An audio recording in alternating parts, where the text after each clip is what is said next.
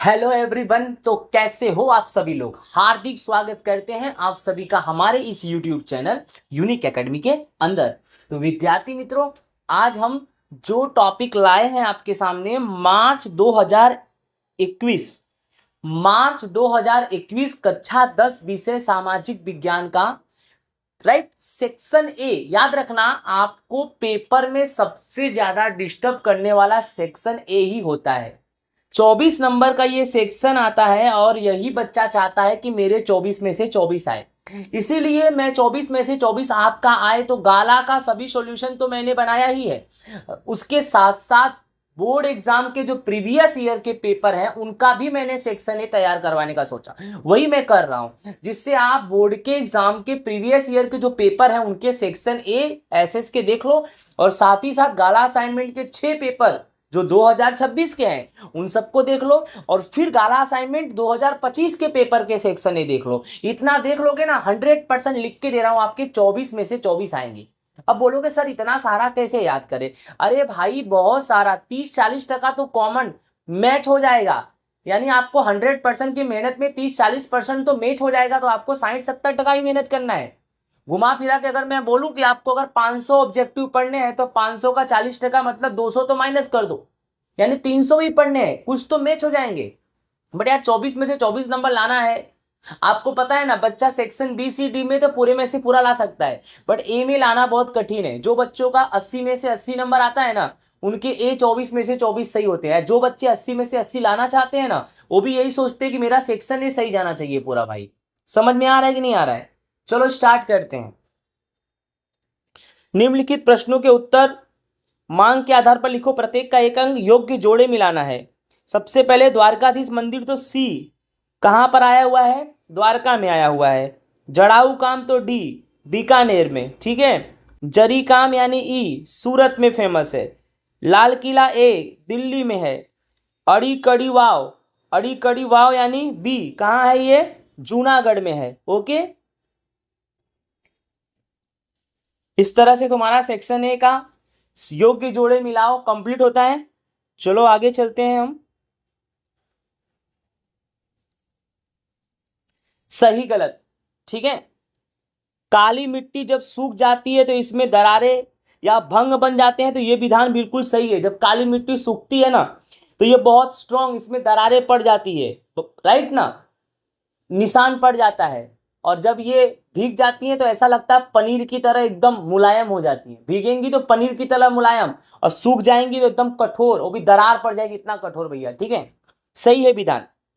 विजयनगर के महान सम्राट कृष्णदेव राय हिंदी और संस्कृत के लेखक थे, तो बिल्कुल गलत, ये हिंदी संस्कृत के लेखक नहीं थे।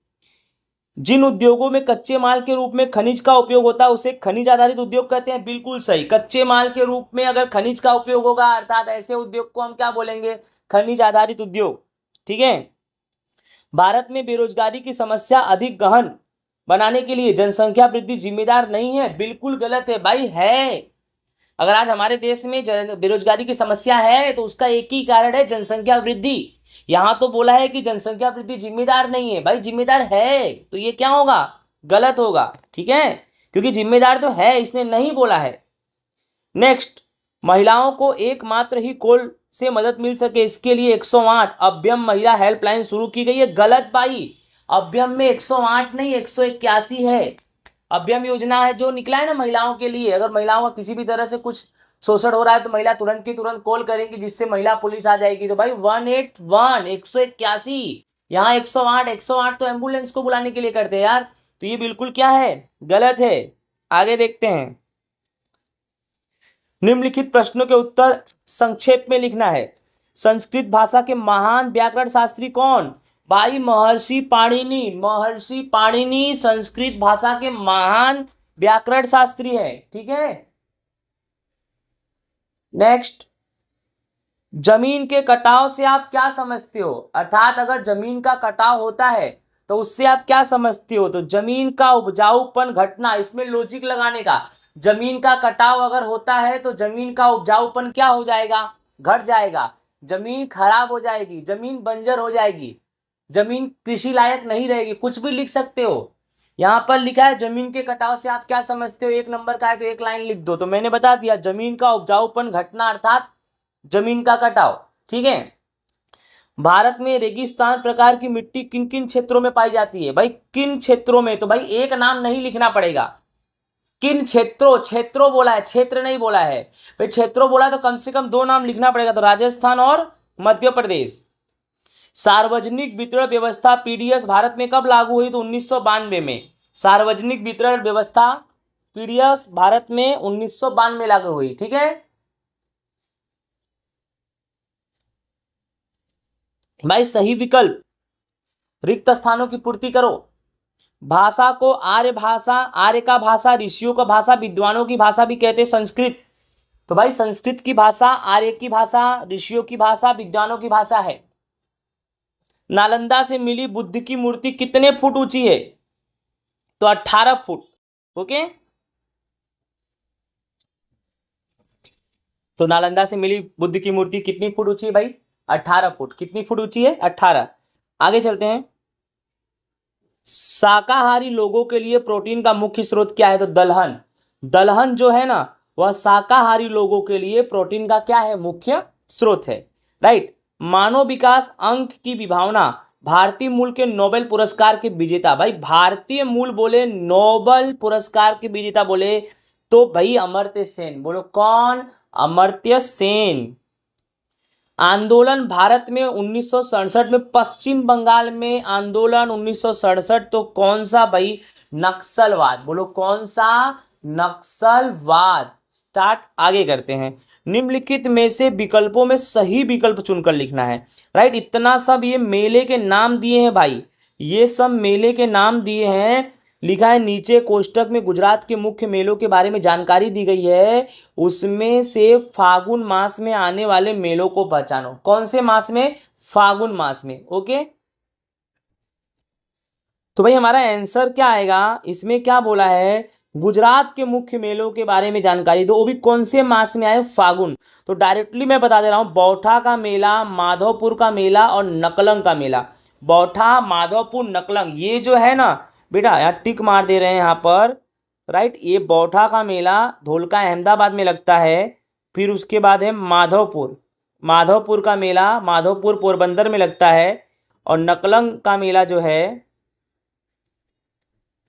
नकलंग का मेला वो भावनगर में। तीनों साथ में दिया है, 3 नंबर, 4 नंबर, 5 नंबर, ये तीनों जो मेले हैं ना, ये फागुन मास में लगते हैं। तो ऑप्शन नंबर डी तुम्हारा क्या आएगा विद्यार्थी मित्रों? आंसर आएगा। तो क्वेश्चन नंबर 20 का आंसर ऑप्शन नंबर डी। ठीक है, आगे चलते हैं। भाई नीचे दिया गया शिल्प, भाई किस गुफा में है ये चित्र? भाई त्रिमूर्ति है ये, ब्रह्मा विष्णु महेश, त्रिमूर्ति है। एलिफेंटा की गुफा, बोलो ये त्रिमूर्ति कहां पर आया हुआ है भाई? एलिफेंटा की गुफा। बोलो कहां आया हुआ है? एलिफेंटा की गुफा। ठीक है, आगे चलते हैं।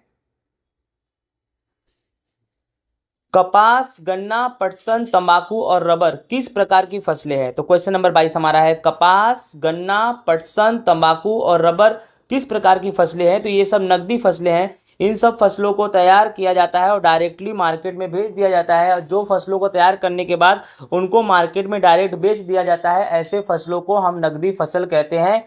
तो कपास, गन्ना, पटसन, तंबाकू, रबर ये किस प्रकार की फसलें हैं? तो ये सभी नकदी फसलें हैं। तो क्वेश्चन नंबर 22 हमारा होता है पूरा। आगे चलते हैं हम क्वेश्चन नंबर 23 पर। 23 में क्या दिया है? नीचे दिए भारत के मानचित्र में किस उद्योग के मुख्य केंद्र दर्शाए गए हैं? कौन से उद्योग के मुख्य केंद्र दर्शाए गए हैं? तो ये आपको अच्छे से दिख रहा है यहाँ, बोकारो, दुर्गापुर, बर्नपुर, जमशेदपुर, भिलाई और राउरकेला। और आपका ऑप्शन नंबर है सूती कपड़ा, चीनी, पटसन।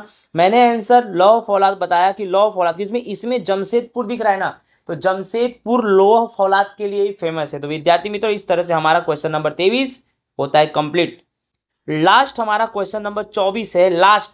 ठीक है, कुछ गिने चुने लोगों के द्वारा संगठित, आयोजित, जानबूझकर किए जाने वाले अनैतिक और हिंसात्मक कृत्यों को क्या कहते हैं? तो आतंकवाद कहते हैं। आतंकवाद की परिभाषा 1 नंबर में अगर आए तो यही लिखने का।